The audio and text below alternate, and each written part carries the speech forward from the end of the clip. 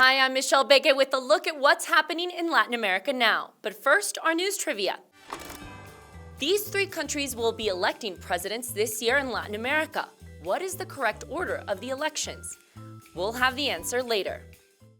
26 people were injured in Mexico after a huge fight broke out in the stands of a football stadium.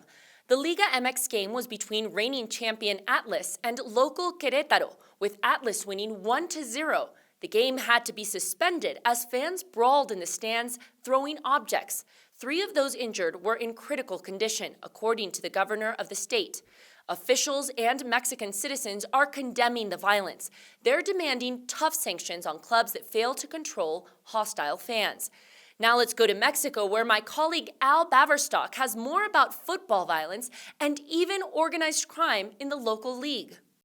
Thanks, Michelle. No deaths were officially reported following the violence, but 5 people remain missing after Mexican football's most shocking tragedy. Many analysts have blamed the event on the presence of cartel elements within Querétaro's fan base, the extreme nature of the violence, victims being stripped of their clothing and IDs, the hints of police collusion, and the criminal records of the 10 arrests made in connection to the event all point to organised crime. For the moment, Querétaro FC's directors have been suspended and the stadium will remain closed for a year, but cartel involvement in Mexican football has been shown to run a lot deeper. Latin American citizens are marching in the streets, protesting against the war in Ukraine. These images are from Argentina, where there are more than 450,000 Ukrainian migrants and descendants. In Mexico, Peru, and Ecuador, we're also seeing images of the arrival of hundreds of evacuees from Ukraine. Many are Latin American residents who chose to pursue their university studies in Russia or Ukraine. And even tourists abroad, an ocean away, are feeling the effects of the Russia-Ukraine crisis. More than 1,800 Russians in Cuba had to take chartered flights home earlier this week. This is because of the airspace bans imposed after Moscow's invasion. Dozens of countries have banned Russian planes from their airspace as a form of sanctions on Russia's economy. Cuban media reported there were more than 5,500 Russians vacationing in Varadero at the end of last week. Now let's take a look at what stories we're following for next week. First, in Colombia, citizens will go out to vote for their representatives on March 13th.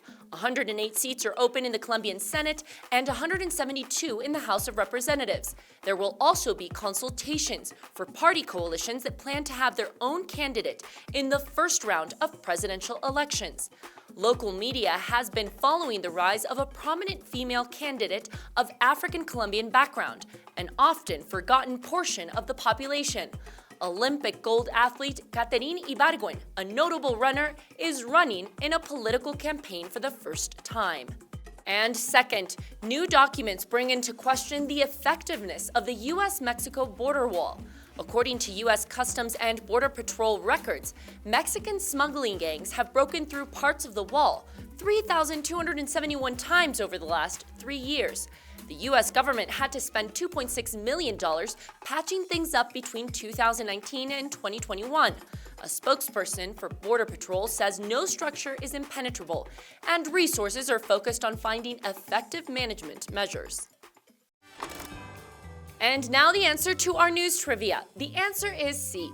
Costa Rica will hold its runoff presidential election in April, with former President José María Figueres facing off former Finance Minister Rodrigo Chávez.